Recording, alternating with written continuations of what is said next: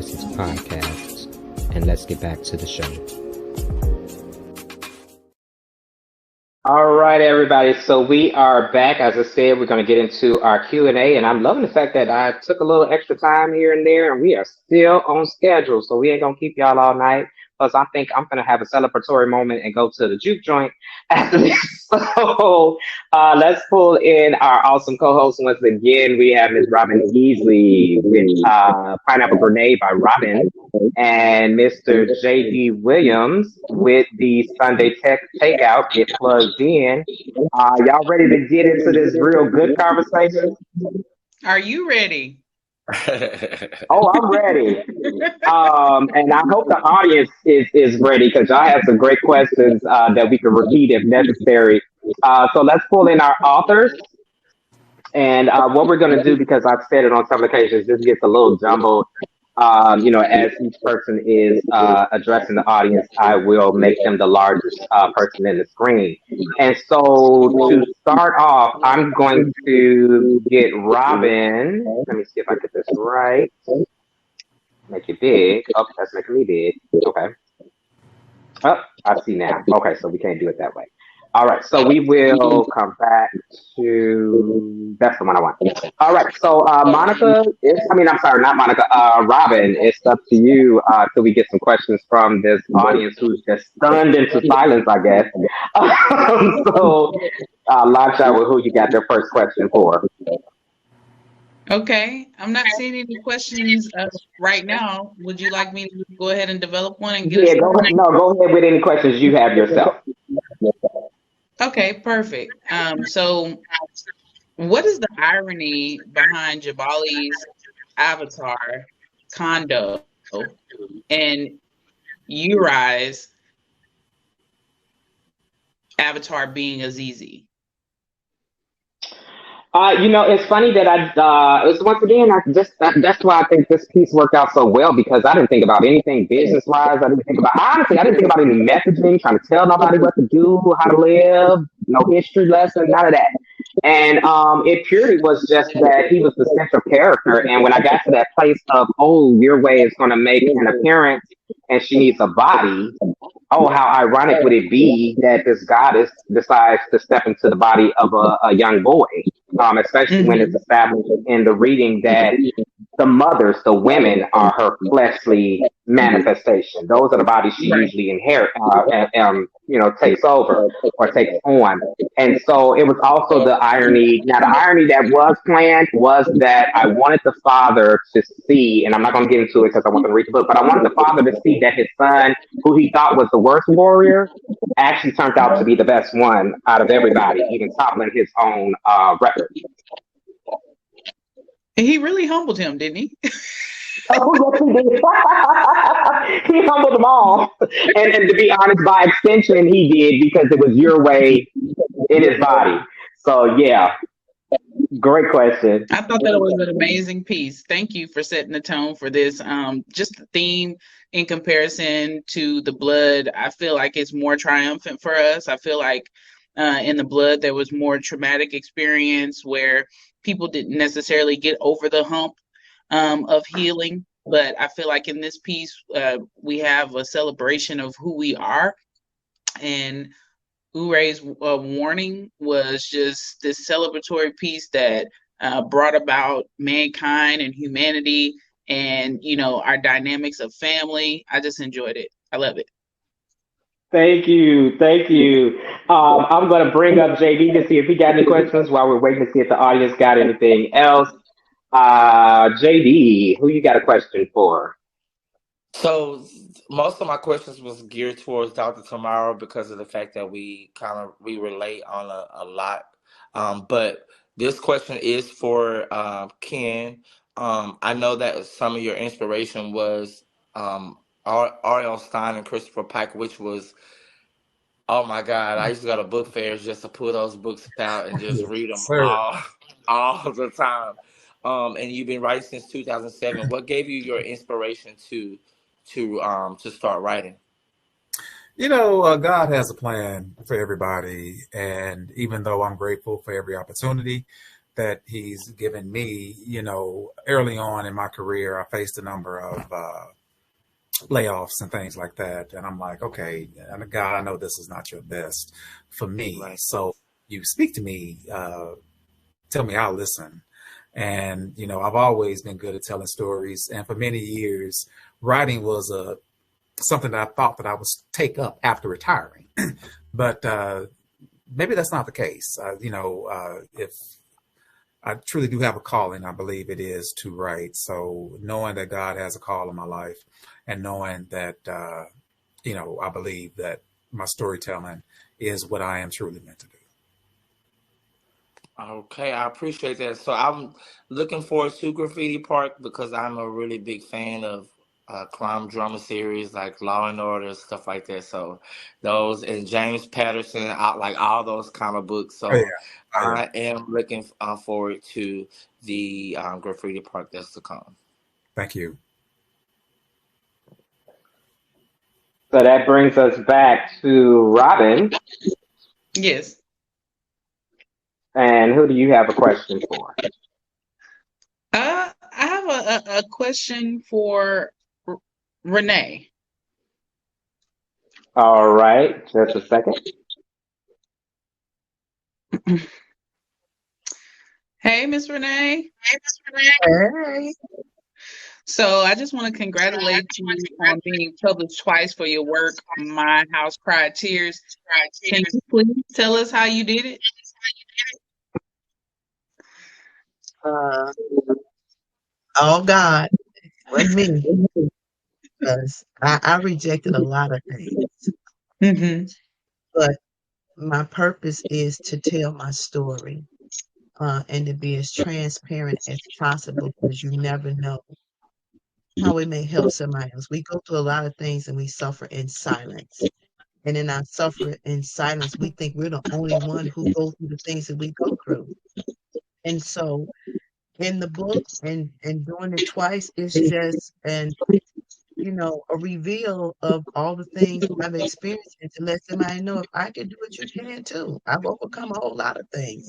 And age is not a factor. I'm 62 and I'm still learning to do things. So you're not bound by your age. You're not. Yes, Your ma'am. tragedies are treasured, whether we want to realize it or not. They help us to grow. They help us to learn. They help us to empower and improve ourselves. So it was all God, it wasn't me, because I rejected it a lot.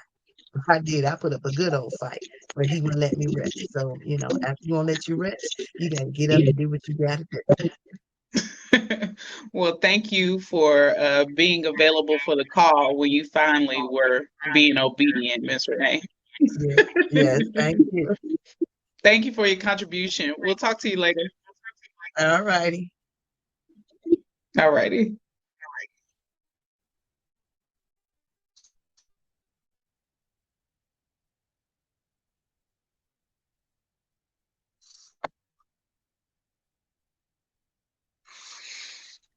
So we got a question for everyone here. How was the process and what does it mean to be a part of this process? Guess it looks like I go first. You can help answer this question. Yes, Monica. Okay, so for me, the process was a little bit terrifying. I've been working on this project now for at least 10 years. So it's really exhilarating to finally get it out there, get it under my belt, and now I'm ready to start working the rest of it. You're ready to start doing what? I'm sorry. I didn't catch that last part. Working on the rest of the book so that I can get it released also. Yes, so as you are contributing author to the anthology From a Black Perspective, what has been the process for you to insert this piece with others? I'm sorry, what was the last part? What has been your experience when you started to contribute your piece, particularly to this anthology? Can you take us through the process of what made you want to, insert your piece here? Well, after into the people? Right. After I purchased my first copy, Author Crystal Renee is one of my sorority sisters, my ship, and she's just spoke so highly of all of this. She's always talked writing. So when Eddie approached me for this one, I finally was like, okay, you tried to get after me last time, and this time you moved it right, so let's go ahead and do this. It's very healing. Very. Now, as you continue writing, Monica, are you looking forward to contributing more to anthologies like this? I would love to. I think this was really amazing, and I just feel honored to be in this book with so many great authors. Like, I don't feel like I belong, so thank you to all of you. Oh, you definitely belong, and I just think that each of you contributes so much that you don't have any idea. And your story in particular, it could touch any girl at heart, and Guy too. Thank you. Thank you. I did have another question. You have your novel's book cover coming out. Can you talk to us a little bit more about Mask? And are they going to be different from the other? I know that we talked about this a little bit earlier, but maybe you didn't expand on it. So throughout the book, my goal is to have a different mask or a different type of mask for each chapter or each shift in like phase of my life. I'm currently going through, I'm debating creating my own because I am an artist, but there's definitely going to be a different mask for every section. Well, looking forward to that being created and for the product to come out. Thank you, Monica. Thank you. You're welcome.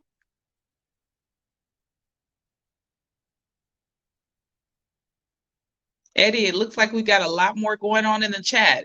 Somebody actually expressed that it's always inspiring to hear the stories of others.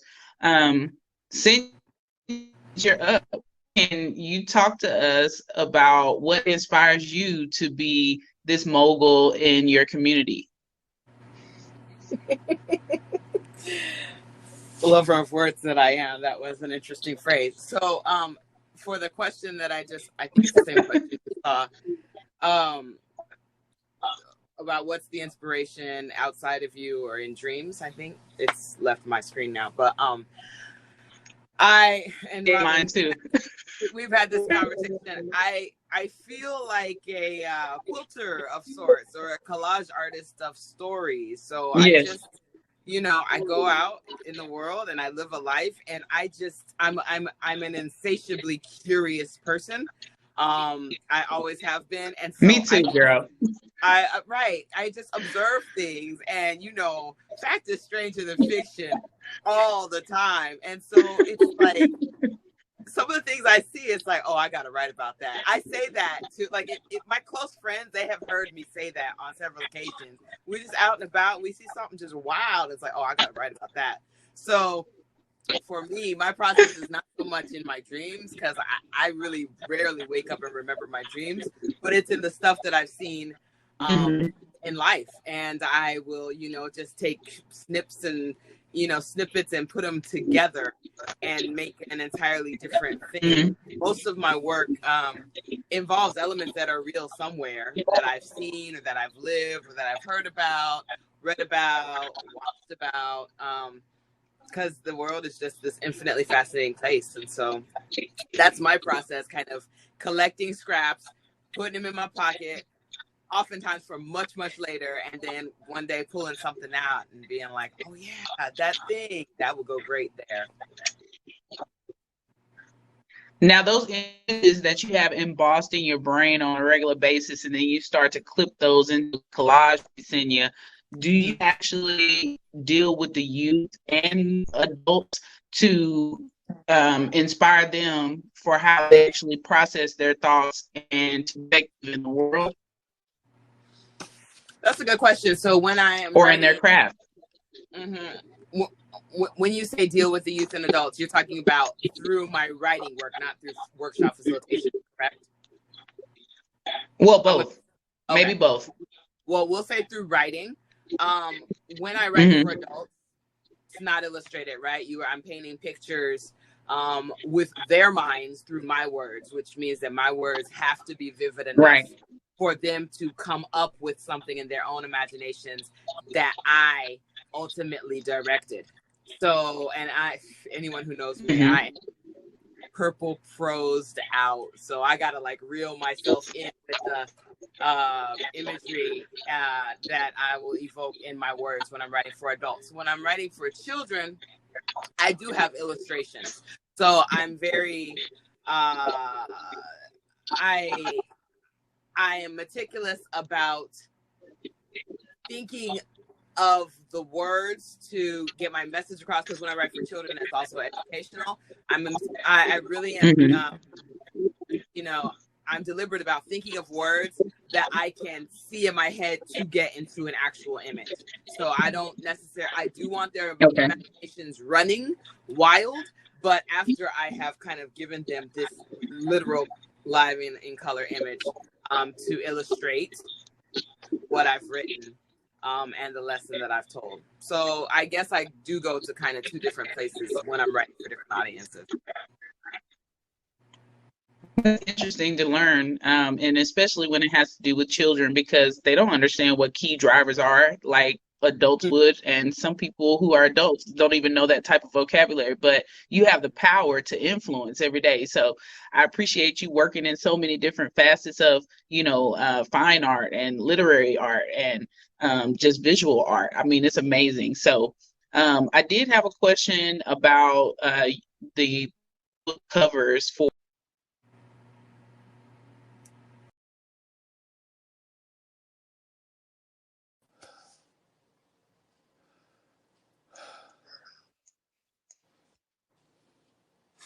All right, we're gonna give JD a second to get back in. He's actually working on so many different things, and I apologize for having to cut Robyn. We got to get JD out of here. JD, so we got a question here from the audience for Auntie Renee. Okay. All right, Miss Auntie Renee, we have, how did you understand your father's pathology as you got older? Like over the years, did you gain an understanding of your father's pathology? I did. And I had to sit back and think about, revisit some things to understand his actions, because he used to say all the time, I didn't come up the same way. And when I was coming up, because my mother was not alive when, he was a kid, she didn't train him. His family members shipped him from household to household. He used to hide out in the field barefooted and raggedy with clothes. And so those things start to replay over and over again. And one day I was just lying down, and the Lord was like showing me different things about my father's conversation he used to have with me. And then I started to the pieces of the puzzles together, all of his experiences that he went through, as tragic as they was, the missing piece was the love piece. Yeah. He didn't know how to show the emotions. He thought love was all about the financial aspect. It never had emotion because nobody in his past never showed him emotions. So he just kept recycling what he knew. He didn't know any different. I can kind of relate to that because like in my family, we weren't expressive, especially when it came to love. It was mostly always about material things. And and I just recently started therapy, so trying to voice our feelings and stuff was one of those things that were very hard. So we were sheltered. We sheltered a lot of feelings on the inside. We were angry, emotional, depressed. So I Mhm. do appreciate your transparency with this book, because a lot of times we get fearful of speaking out because we think that somebody is going to say, maybe talk about us or whatever the case may be. But I do appreciate you answering that question. I thank you.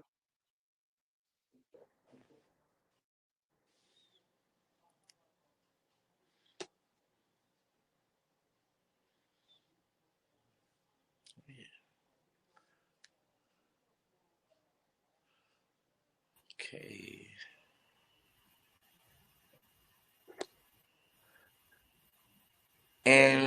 Ken, so this question is for you. How was the process of writing, and what does it mean to be a part of this process? For me, the process of writing, you just start with an idea, talk about small beginnings. I forget which famous author said it, but it starts with a small intrigue of the mind, and it's your responsibility to grow it. And that's what I try to do. Sometimes I have a vague thought, try to get it down, grow it, add your characters, add your conflict, add your feelings, whatever it is you're trying to convey to the reader and even to yourself sometimes. But being a part of this process for this particular anthology, the two pieces that I've chosen, they both deal with closure in a way, just as you've heard in some of these pieces, people dealing with things from their past, and they just both fit together for what it is I was trying to convey as far as, having things close out in our lives and moving on, learning and growing. But my whole writing process, I'm still developing it, to be honest with you. I'm still learning. I've written some good pieces and put some words down on paper, but it's an ongoing thing. The whole process is still evolving within me.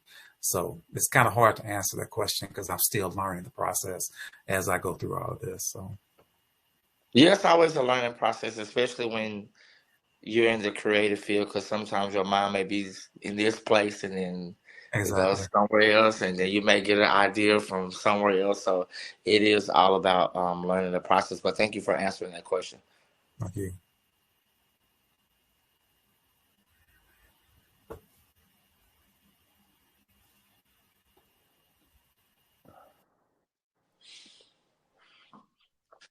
And Eddie, this question is for you. How was the process, and what does it mean to be a part of this process?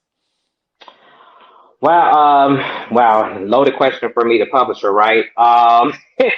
For one thing, and I said this when we did the event last time, that for some time I've taken off the writer's hat and just focused on the publishing, getting other voices out as many as possible. For anybody who does not know, I already have 3 books out. It's no boast, but just saying that priority wise for me as the publisher, as a writer, it was about, getting more people out. So I said, hey, how can we do that as quick as possible? And for me, this is a dream come true. I've said it in the publisher's note on some occasions that I've always wanted to be a part of the Harlem Renaissance. For anyone who's not familiar with it, Google. It's wonderful. But the main thing to know is that it was a collective of primarily Black creatives, poets, writers, musicians that came together and made a movement with their art. They used their art much in the way that Dr. Hill talks about in her piece, The Souls of Protest and Resistance, that they were doing everything they could through their art to inspire the people, to give them that energy to push back against oppression. And in a lot of respects, honestly, teaching them how to push back in a way that would be both beneficial to them and safe as possible for them. Because, we still had, the hoses, the dogs and all that was still happening regardless of the precautions that we took. But, for me, that movement is something that is as almost eternal as you and I, we both from the church. So we know this. We talk about how God's word will never fail. It will never disappear, that it's going to last forever and ever and ever. That impression that they made, I believe, will make that impression not only in the Black community forever, but also for anyone that is looking at what they did. And so I wanted to I guess, mimic that in as much as possible with literature until we get to some other things. Especially talking with you, brother, because we been talking about a couple things that we want to do.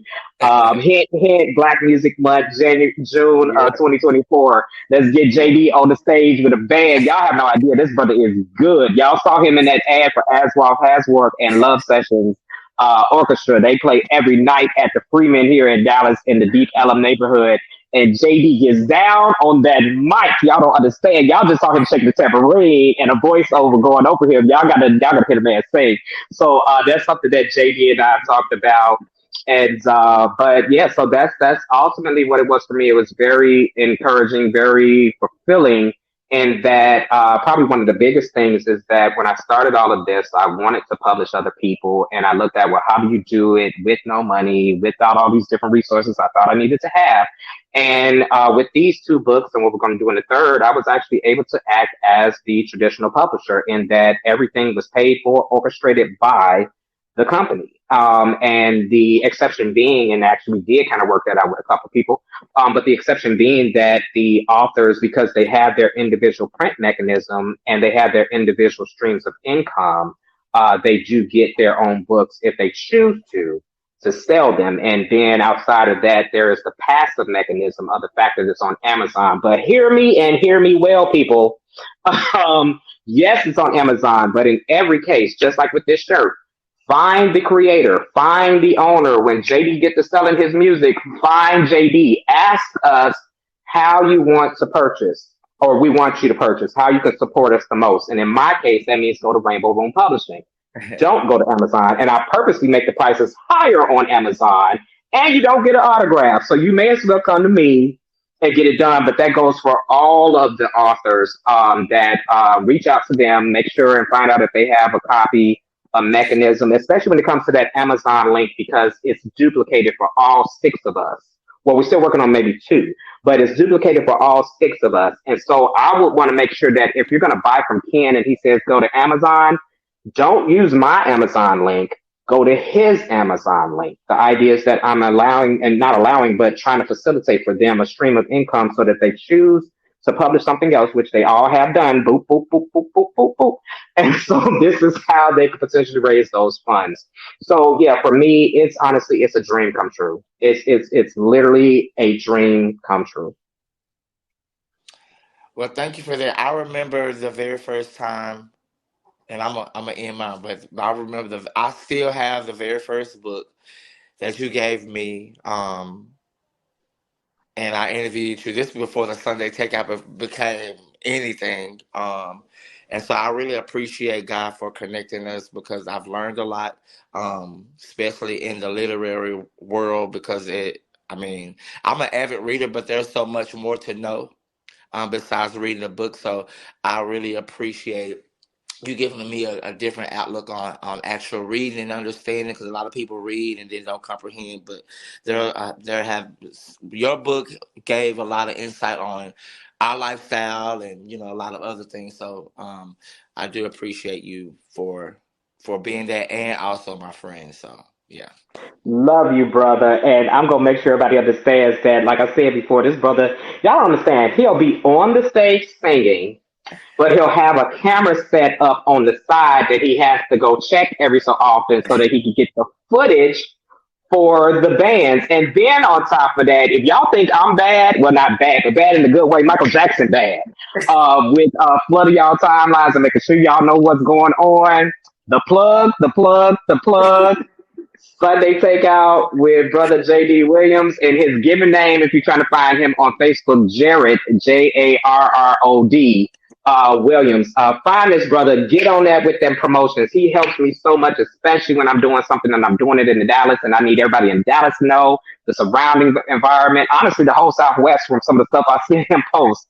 But we're going to allow him to get up out of here so he can go do all those amazing things he does. And before we get up out of here, I want to bring up all of the authors really quick, just so that they can, express their thanks to JayDee and wish him well. And so give me a second. I'm getting everybody up as far as the authors, and then we're going to swing back to Robyn to help us to wrap up the Q&A. Any words that you want to leave? Actually, I'll call you all out to make it easy. Auntie, any words you want to leave for JayDee? Thank you, JayDee. You've been very inspiring today. Thank you. Senyah, anything? Thank you so much, JayDee. I've appreciated the time we spent in this interview, and I appreciate you supporting me in the past with the interview, and I really... I just appreciate it. Thank you. Thank you. Ken. JayDee, thank you so much. I believe you gave me a date and time that you will be in St. Louis performing, and I may just pop up. so we may actually get to meet face to face. So thank you so much for being a part of this, and it has been great. So I appreciate it. I really do. Yes, I'll be in St. Louis on the 28th of this month, and we perform on the 29th. So yeah, Aswell? hope to see you. You and Aswell? No, Who is we? I'm actually singing with somebody else this time.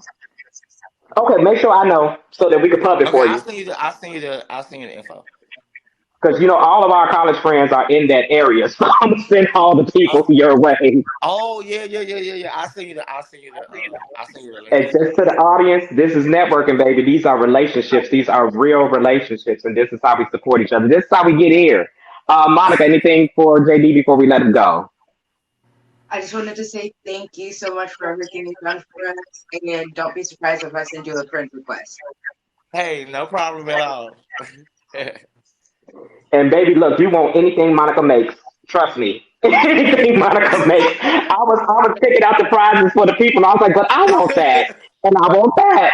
And I want, so me and Monica will be talking, and we'll talk about that later. But so I'm gonna bring all of the authors down.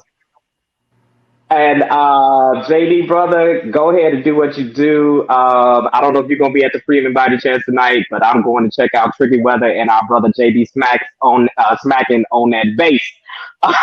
So I'm coming after I sing at Lava Cantina. I'm coming after that. Perfect. All right, brother. You be safe out there. Okay, thank you. All right, love, peace, blessings, and love infinitely. All right, folks. So let's get back with our other awesome co-host, Ms. Robyn. So, Robyn, if you'll give me just a second here, because I got a little thrown off with the change that I had to make there. I'm going to pull up the next question I had here. And actually, let me explain this one because I just noticed a comment I missed. This question was actually meant to be for Monica, according to what I'm seeing in the background. So let's get Monica in and let her take this question really quick.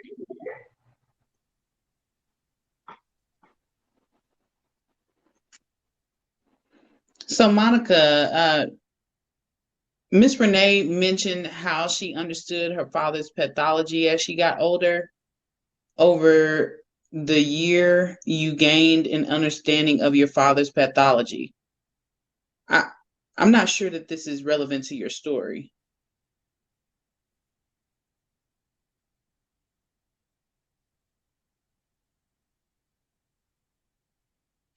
Okay, so is Jeremiah asking if I've grown to understand my father's pathology? I mean, I think that we can use that question as relevant to your story, but I believe it was meant for Miss Renee. I'm sorry. No, actually, the question was written. It has Renee's name in it, but I'm looking at comments behind the scenes where they said that the question was actually meant for Renee or for Monica, but they accidentally typed in the question for with Renee's name. So we're looking for Monica to give her feedback. All right. Okay. Perfect. So over the years, I've come to find out that my father, he was a very mentally unwell man. He was diagnosed with bipolar disorder. Back then, he was being depressive. I firmly believe that he was still even misdiagnosed with that because he was in the military. There were some things that happened or whatnot. But overall, he was just a very unwell man. And so it gives a little bit of forgiveness room. Mm-hmm. But it does not excuse everything. So at this time, do you feel like you're in a place of being able to have forgiven him because of his pitfalls? I do, but I didn't forgive him or for anybody else. I forgave him for what I did. Yeah. So that I could move forward. And that's what it takes. We can't live our lives in misery, so we have to take with what we have and be able to learn and grow from it. I'm proud of you for that. Thank you. Thank you. Looks like we got one more for me. Do you see a theme uniting the stories in the book, Eddie? Honestly, in both books, in the whole series, the main focus was that, I always laugh and say that this is kind of like an appetizer sampler. It's a sampler of all these different perspectives and experiences of Blackness. And so that, first and foremost, was the unifying theme with the entire series, even what's going to happen with the third book coming in 2024. But as far as this one in particular, one thing that kept coming back to me was looking at Voyage. Once again, great job, Senyah. And I thought about that slave ship, and I thought about the ups and downs of life. And even when I made my attempt to do a haiku at the front of the book, I talked about the idea of the queens rocking and the kings rolling, the idea of the ups and downs, the ups and downs. And as I looked at all of the pieces and looked at them together, even before putting them in a certain order, honestly, what I started to do when I looked at all of the stories, it turned almost into chronological order, not just necessarily age, but looking at what was depicted in each story. So you go from mine over to Renee's, and she's bringing us, like I said, living history. She's talking to us about the assassination, the murder, excellent words. She's a writer of Dr. Martin Luther King. And then you move into Senyah, then you move into Monica and Ken, who are all kind of in a similar time frame. And then, of course, as we talk about in our one-on-one, and you talk with Dr. Hill, the idea was that, okay, we looked at a lot of tragedy. We looked at some bright spots. Like I love what Renee did, especially. You read a title that says "My House Cries Tears," and you expect to go home and want to maybe slit your wrist. But she gave us so many nuggets of just that child innocence and that joy. Even as she said it, even as she knew she was going to get that whooping of a lifetime, she got to laugh of a lifetime, and then she turned around and shared it with us. But I wanted to end, like you said, on a celebratory note, on an affirming note, on a note that reminds us that for all of this that we've lived through, all that we've written, all that the authors have lived through and written, there are still moments of joy, there are still triumphs to be celebrated, and there are more triumphs to come down the line. Thank you for your answer on that, Eddie. All right.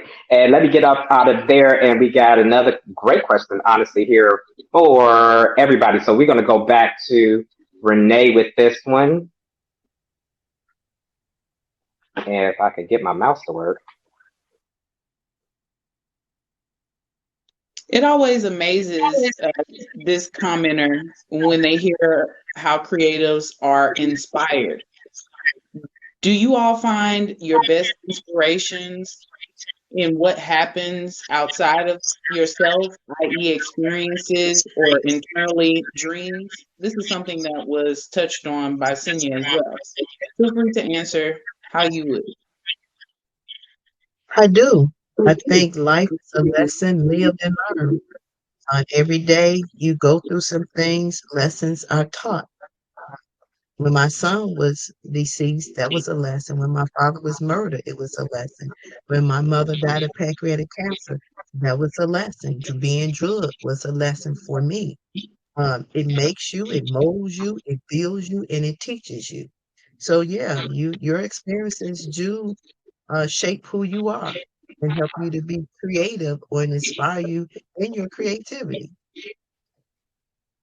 Thank you so much. You're welcome.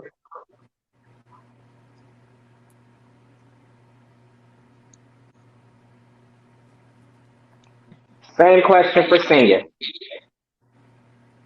Oh, I took that one already, Eddie.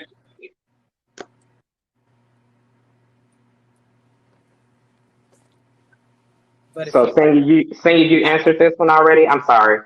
Oh, you did. I'm sorry. It's just that much going on back here. Y'all have no idea. Let's move to Ken for this one then. Well, as an author, I would say yes. It is based on experiences. I pull from wherever I can to put stories together. With these two pieces, I use something that my grandmother said years ago. That was an experience. I pulled that in to tell a story. Graffiti Park, I always say it has two parents. One was from a Neil Gaiman chapter of a book called The Graveyard Book. The Witch's Headstone chapter in a book that he has called The Graveyard Book. And it was about a witch. So that's one story that I used for Graffiti Park. Another one comes from a TV show called, I can't think of the name of it right now, but in this story, there is a man in a park that gets robbed, and then they take all of his clothes, and then he runs into a bag lady in the park. She gives him a superhero outfit, and then he goes, finds and beats up the people who robbed him. So that was something that I was able to use, not necessarily an experience of mine, but just something that I was able to pull in to tell my own story of kind of fantasy, so to speak. But yeah, my experiences, whatever I can get and pull in to tell a story, that is what I'll do. So.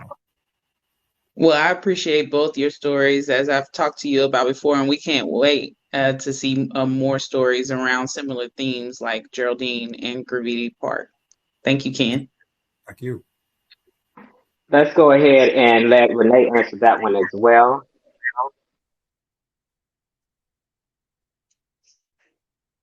I'm sorry, let her answer this one. I'm sorry. Yes. Why did I celebrate the completion of the book? I said, thank you, Jesus, I can breathe. And I went to Ober White's and got me a shirt. Yes.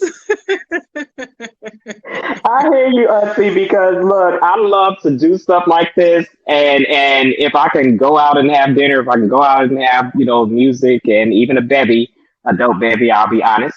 But sometimes it is just, hey, I'm gonna go get this last slice of leftover pizza and warm it up and drink this Coke and say thank you, Jesus. So I got that from you, I guess. All right, thank you. Let's move to one final question that we're gonna let a couple people take, and then we're gonna get a last commercial, and we're gonna wrap things up. Let's see. Actually, we're gonna go ahead and let Monica answer this one, and that'll wrap us up. How did I celebrate? Karaoke. Yes, Monica. Always karaoke. That's one of your favorite things? That's the only thing that I do that involves me leaving my house because I don't people well. Well, we'll have to consider that for our meetup. I love karaoke.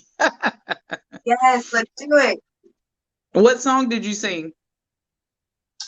Either Killing Me Softly or Zombie or Tennessee Whiskey. No, I'm lying to you.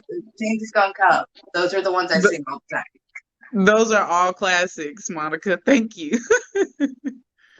Girl, I told her I'm taking notes from her. The karaoke, anybody that's been paying attention to the karaoke I've done recently, that was literally my first 3 times ever at karaoke. I've always been too scared. Auntie Renee can tell y'all I was scared to sing at church. They got me to do I think each church I've been at, they got me to do one solo, and baby, when I tell you I get so triggered thinking about that. But it's just different on that karaoke stage. Thank you, Monica. So we're going to actually go out to our last ad, and this will be the reminder for the prizes. And actually, I'm going to go ahead and call you all out now. And those of you that are still present, pay attention to the ad so that you can make your selections of what prize you want. Because trust me, I'm ready to get to that post office, give y'all another little hop along original. That's something there. Probably won't be dribbling the book between my legs this time. But we're going to ride out with this ad, and we will be right back to wrap things up.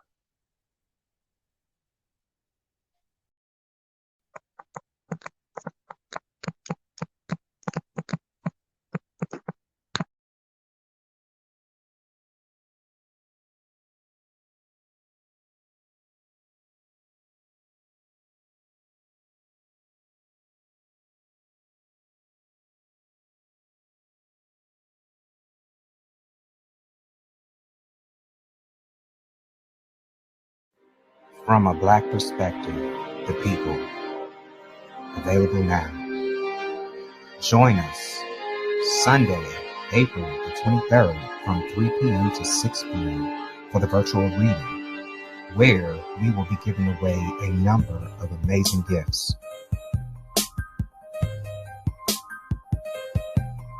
Courtesy of To a Woman's Heart. You are one of a kind limited edition t-shirt and copies of My House Cry Tears. Sometimes you have to sit in silence t-shirt. God's favorite t-shirt.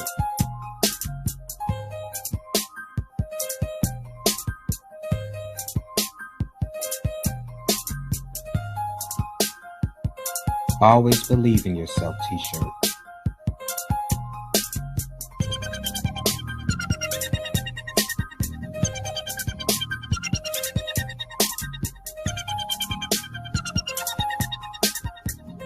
My mission, my plan t-shirt, and copies of My House Bride Tears. Comina's Creations, the custom Rainbow Room Publishing for the Writer in You pen and customizable styles.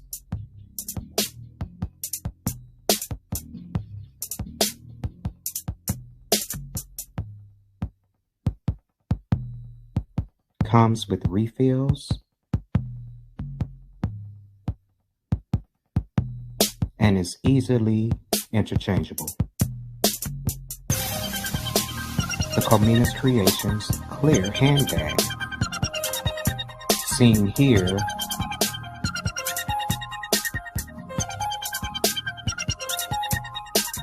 the customizable tumblers, now and later tumblers. The Comina's Creations tumbler.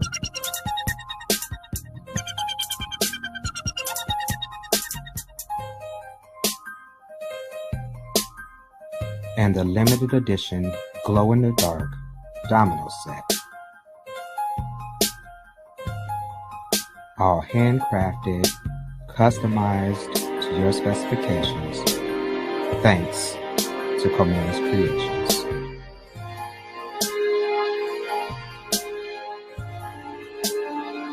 Win copies of Becoming a Fearless Author, courtesy of Dreamwriter Inc.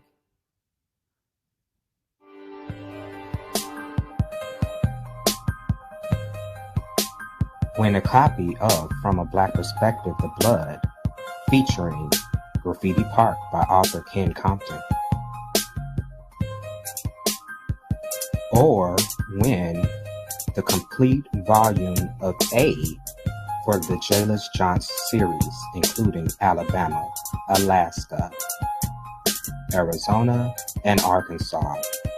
Thank you, Palindrome Global Publishing and Events. Or the Rainbow Room Publishing Guide. Thank you, Tony Lavelle and B-Clan Productions.